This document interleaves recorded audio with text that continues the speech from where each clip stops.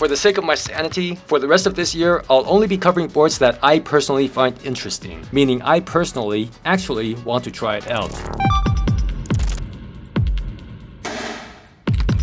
Hey, I'm Daniel, that guy on YouTube that reviews electric skateboards. I know I sound different, but trust me, bro, it's me.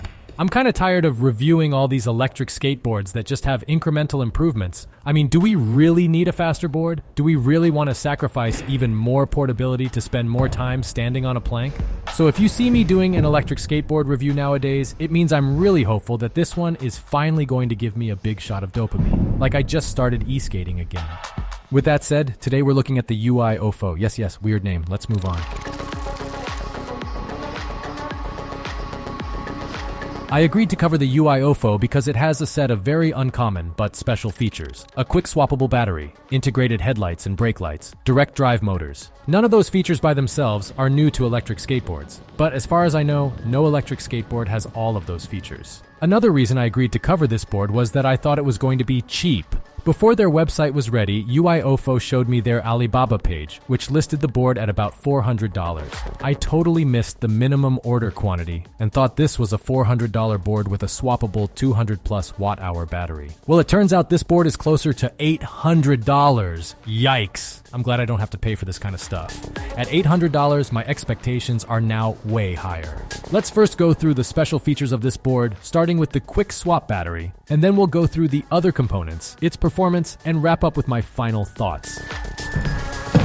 The quick swap battery system on the uiofo is reminiscent of the one on the Revel kit, which I covered briefly a few years ago, and they're made by the same factory, Landwheel. Swapping a battery takes just a few seconds and no tools are required. The Revel's battery swap design was excellent, and it's even better on the uiofo. Plus, USB-A and Type-C ports for charging other devices are built in. Even if you don't have a spare battery to swap, the quick release design still comes in handy. Say you want to charge the battery next to you inside your room, because some guy on Reddit says you should not take your eyes off of a charging battery. Like, don't even blink. But you rode over doo-doo and now the wheels are nasty. What do? Well, with the uiofo, you can just detach the battery and charge it separately. Or suppose you want to fly across the country and bring your board. The TSA says you can't bring this battery because it's over 160 watt hours. So what do? Throw away the entire board? Of course not. You throw away just the battery. Or even better, you can mail the battery to your destination. The uiofo is available with two battery options, 216 watt-hours and 259 watt-hours, which they show on their website as 222 and 266. Close enough, I suppose. Chabuduo. They don't explain this on the website, but the 222 watt-hour battery uses unspecified cells, while the 266 option uses the Samsung 30Q. The price difference between the two options is only $50, so I'm not sure why anyone would choose the smaller option. My cynical guess is that offering the smaller option allows them to continue to sell the board without any controversy if the 30Q were to become unavailable again. If that's actually the reason, that's kind of smart. Watch as every brand starts advertising two battery options and listing the better one as out of stock. Don't mind me, I'm just thinking cynically out loud. Speaking of cynical, uiofo's website says the board is 7.8 kilograms, but that's without the battery. The board with the battery actually weighs 9.4 kilograms. That's heavier than most electric longboards with urethane street wheels. The uiofo is one of very few boards on the market that use direct drive motors. For those unfamiliar with direct drive, they are the same as hub motors, except wheels are mounted onto the side of the motors. Compared to other drive systems, the performance of direct drive is the same as hub motors, while the comfort is the same as belt drive and gear drive. The noise, however, is the quietest of all drive systems. If having a quiet ride is important to you, direct drive is definitely worth considering. As for how well these motors performed on the uiofo, well, not what I expected. I'll elaborate on that later in this video. The uiofo has these very cool-looking integrated headlights and brake lights. The lights can be turned on or off using the remote control, and the brake lights flash when you brake. These lights are unfortunately not very bright at all. I suppose they help others see you at night, even if just a little bit, but don't expect to use them to light up the road ahead.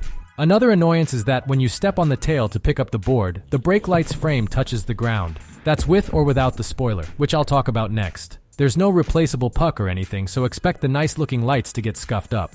You could try to pick up the board by always squatting down and picking it up from the side, but that gets old fast. I did it like twice and decided I'd rather just scratch up the tail lights. The spoiler is an included but optional accessory. I actually think it looks pretty nice. It sort of just looks like a kicktail. There's no grip tape on it though, so it felt a little slippery when actually using it as a tail, especially with the tail being so short. Adding grip tape would be a simple solution, but don't even bother with it because the spoiler on my unit broke off on the first day of using this board. I think leaning the board against the wall with the spoiler on the ground put too much pressure on it, so after a few times it just snapped off. So now without the spoiler, when I lean the board against the wall, the brake lights are on the floor. Like I said earlier, expect to get scuff marks on the lights. Now that I've covered the special features of this board, let's go through the rest of the components, the performance, and wrap up with my final thoughts. But first, if you'd like to see more videos like this, please hit the like button. The speed controller is made by Hobbywing and feels like Hobbywing, which is mostly a good thing. Acceleration and braking are both very smooth and intuitive. But unlike other boards that use Hobbywing nowadays, there is no standby mode, meaning you have to use the button on the board to turn the board on or off. And if you turn off the remote without turning off the board, the brakes engage, making the board more difficult to move around. That was a quirk I didn't like about Hobbywing boards before standby mode became ubiquitous. But now, it's back. The remote control is the same as the Revel Kit's remote. Instead of a throttle wheel, the throttle control looks like a fader on an audio workstation. But unlike a fader, the knob returns to its neutral position when you let go.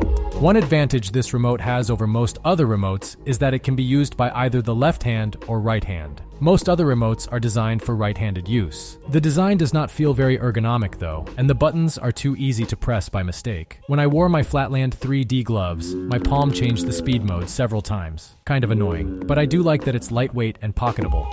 The deck is 815 millimeters long and 248 millimeters at its widest point. It's much bigger than I expected. In its product photos, it looks like a mini board. The box even says it's a mini board. But as you can see here, it's about halfway between the length of a typical longboard and a typical mini board. Of course, there are no clear rules for what counts as a quote-unquote mini board, but I consider a boosted mini to be the size of a mini board. So if you're looking for the portability of a boosted mini size board, this isn't it, especially not at 9.4 kilograms.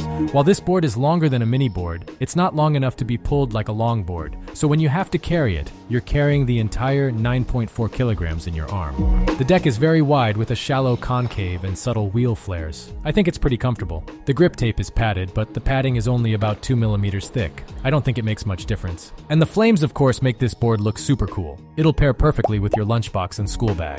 The trucks are reverse kingpin and came with very hard barrel bushings. Even when I loosened up the trucks, the board still felt difficult to turn at low speeds. Carving wasn't that enjoyable with the stock setup, at least not for me, but aftermarket bushings should help with that. On the flip side, the board felt very stable, even with the relatively short wheelbase. The rear truck looks very much like the Revel kits. There's a plate you have to remove to change the rear bushings. The wheels are 105 millimeters in diameter, only 48 millimeters wide, and have a rounded contact patch. They're rubber wheels, so you would think that they're really soft, but they were surprisingly hard. I don't remember my mini boards with 105 cloud wheels feeling this jarring over bad roads and tiles. Compared to the rubber wheels from E-Lofty or Onsra, these are much harder. So, combined with the narrow contact patch, be aware that the grip may be lacking compared to most other e-skate wheels. You can of course use aftermarket wheels though, and uiofo told me they have Kegel adapters available if requested. Now that we've talked about the components, let's talk about the overall performance and range. In terms of acceleration, this is one of the slowest boards I've ever ridden. The board has 4 speed modes, and even in the highest mode, the acceleration was slow enough that I felt I had to ride more cautiously in traffic. The website claims that the top speed is 48 kilometers per hour, so I feel they should have sacrificed a little top speed for more torque. And I'm speaking as someone who doesn't care that much about having a high-performance board. I just want the acceleration to be strong enough for me to quickly pass a slow bicyclist and get out of the way of traffic. It's possible that putting on smaller and lighter aftermarket wheels could improve the acceleration. It's also possible that acceleration would be stronger with the 30Q battery option. Of course, another possibility is that there was just something wrong with my board. The electronics are nothing we haven't seen before, so it's a bit odd that this board's acceleration would underperform so noticeably. The brakes, on the other hand, felt very strong. In fact, by default, they felt a little too sensitive for me, but the strength is adjustable through the remote's menu. I measured the range of this board using both the board's remote and also a GPS app on my phone. I rode from a full battery until the remote gave me a 10% low voltage warning. According to the remote, I rode 13.8 kilometers, and according to the app, I rode 15.8. For a 216 watt-hour battery with hard 105mm wheels and my weight of about 75 kilograms, and perfect weather, and my casual riding style, those range numbers were slightly lower than I expected. It's possible that the wheels were actually softer than how they felt to me, and used more power than I expected. Or it could be the battery, or it could be just my board, or something else. Hard to say. Many things affect range. So, I would say the uiofo at about $800 doesn't quite meet my expectations. Even if we assume that there was something wrong with the electronics on my review unit, and the performance and range were lower than they should have been, the board still feels like it should have gone through a few more rounds of revisions before going on the market.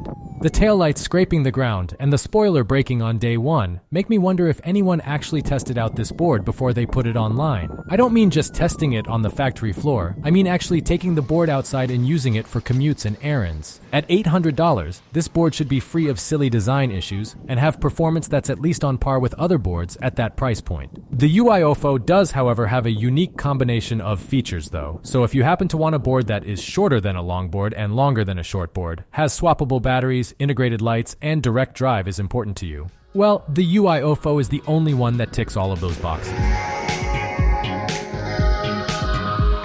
Although this board didn't give me that dopamine hit I'm seeking, I do have two other boards lined up that I think might do the trick.